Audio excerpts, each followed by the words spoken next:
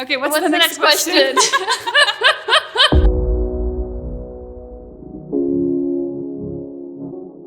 We actually met in Gaza, out of all places. Ilyana was there managing a startup incubator in Gaza called Gaza Sky Leagues, and I was one of the participants. My first startup was actually incubated there, and I was literally pitching my first idea to her. And there was a spark. We talked about a lot of things. We talked about women in STEM in the Middle East. She asked me about the stigma for women in the STEM, and I was like, what stigma? Everyone knows that we're better in math and science. What else? We reconnected later. We both ended up back in Silicon Valley, which is home for me, and it was Layla's dream to be able to be a software engineer at a top company here. Yeah. And we started going on backpacking trips and just doing fun things. And then at some point, we started thinking about what later became Monada. Yeah, Ilyana always had this passion for the region, and even though I had a job as a software engineer at a top company in Silicon Valley, something was missing. I've always had that urge to pay it back to the region and to build something that helps home, basically. Yeah, on my end, when I was in Gaza, it just felt like I had run into this incredible place that people just don't know enough about. It's tiny. This place is basically the size of Silicon Valley, like the peninsula from San Francisco to Palo Alto. So it's just around 5 miles by 30 miles. Most people never have the chance to leave. And it goes through so much conflict, so much trouble, but people are resilient, smart, educated, joking all the time. I mean, Gaza is just full of people like Layla. And so eventually I needed to come home to my family, but I just kept thinking about everyone there and what could be the next thing that I could do. And then it turned out that actually I was at a company in Silicon Valley that needed more talent, and it needed more female computer scientists. And I realized that's what Gaza is full of. How can we connect the two? So I actually called Layla one day and said, I think we need to do something, and we started brainstorming the idea together. And I remember when Layla first explained it to me, I had no idea what she was talking about. She was like, we need to teach data structures and algorithms, and there's this interview process. And I was like, I have no idea what you're saying, even though I've grown up in Silicon Valley, even though my brother is a software engineer, and I spend all my time with software engineers. I've never heard of this thing, but fine, you know it. Let's just do it together. Whatever it is that you tell me I need to do, I'm going to do this, and we're going to connect this talent to these jobs. Yeah, I remember that conversation because we're trying to design a training program that could basically help bridge that gap. And having gone through that journey myself and having to, I had to figure that out myself, right, to land my first job. I kind of had a playbook or a guidebook that anyone could follow to land their first job, and I was like, I know the curriculum, I know the material. You're an operational wizard. You can scale anything and build anything. Let's join forces and offer this to the region. And we've had so many adventures since then. The first few cohorts we ran them, there was no name for this. We were calling How to Pass the Silicon Valley Interview. And we were doing our own full-time jobs. We were crazy busy with our full-time jobs. At one point, I stepped away for 4 months because I just couldn't handle doing that and Monada at the same time. At one point, Layla also took a break. But I think what we realized was when we got our first people into places like Google, into places like at our own companies, we just got such positive feedback from the companies and from the talent that we realized we wanted to do this in a much more meaningful scale. Running a small cohort of 10 people a year didn't feel like enough. And just every year I would sit and think, can I really keep doing this on top of my full-time job? And at some point I decided, no, I can't do both, so it's time to make a choice. In fact, you made that choice before me. So Ilyana just decided one night that, okay, this is really getting a lot of traction.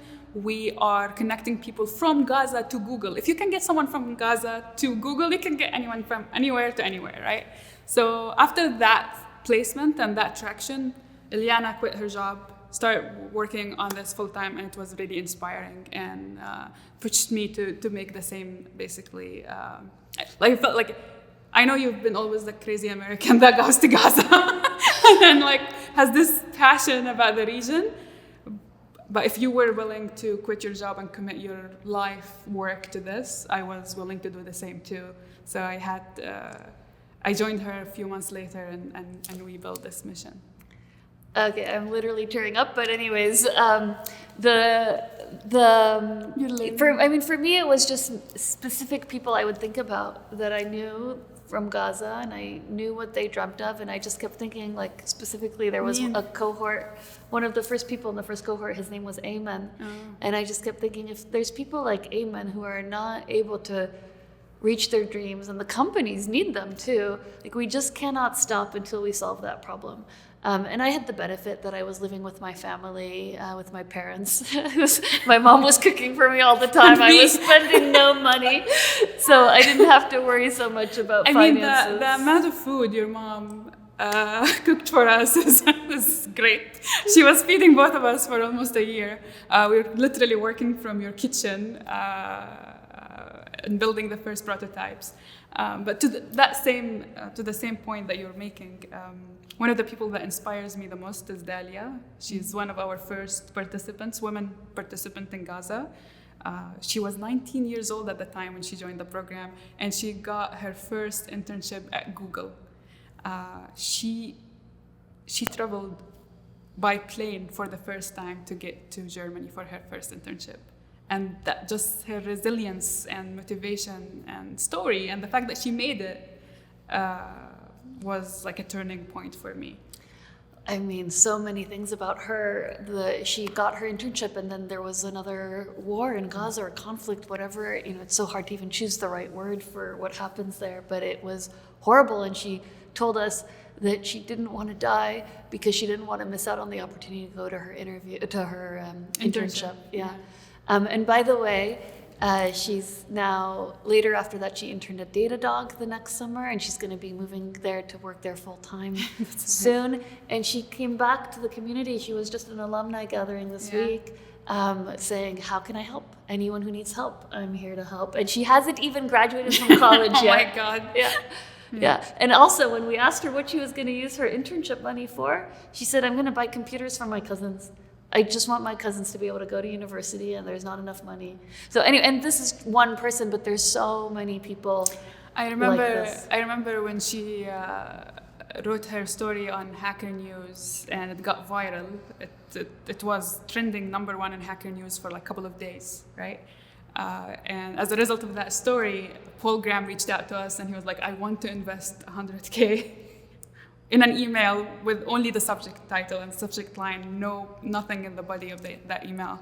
And when we got on the phone with him, he was like, how can we create more Dalias? How did you guys figure it out, right? And it was so inspiring to not just us, but to people around the globe who read her story and reached out to us because of that.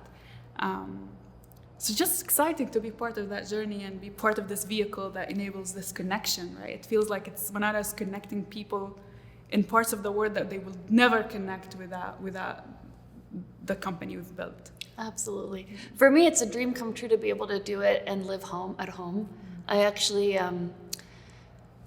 back when I ended up in Gaza running the incubator, what I had been looking for was a job that would allow me to be close to family, because I'm so tied to family, but contributing to this startup ecosystem in this region, because I could see that it was maybe not quite yet at a tipping point, but that there was so much need for high quality jobs, and that this was going to be the path to creating that. And people back then told me, sorry, there's no way. Like, you can't be in California and doing something for the startup ecosystem in this region. And thank God that the world has become more remote. This, obviously has allowed me to be here with my family, but still doing the work that I'm passionate about. And it allows engineers in our community as well, because one of our biggest principles at Manara is that we should support the talent with whatever their dreams are. There's no reason why, because you're from this region, you shouldn't be able to have as much opportunity as anybody else in the world. And so we have people who come to Manara because they want to work remotely and they want to stay home. And we have others who want to relocate for a little while and explore the world, or relocate and get out of a war zone for good, right? Like, people have different dreams. And we can help them with any of these now that the world has just become more flexible in these ways. And you know what? It's not just a job opportunity. It's a life-changing experience. And we've been fortunate and lucky enough to witness this journey for some of our talents. It's just very impactful in ways I couldn't imagine when I first started this. So just be witnessing the journey and the excitement and the impact it's creating, not only on the participants themselves, but their families and in some cases their entire community. It's a privilege, and it's so motivating and inspiring. It's basically what keeps us going every day.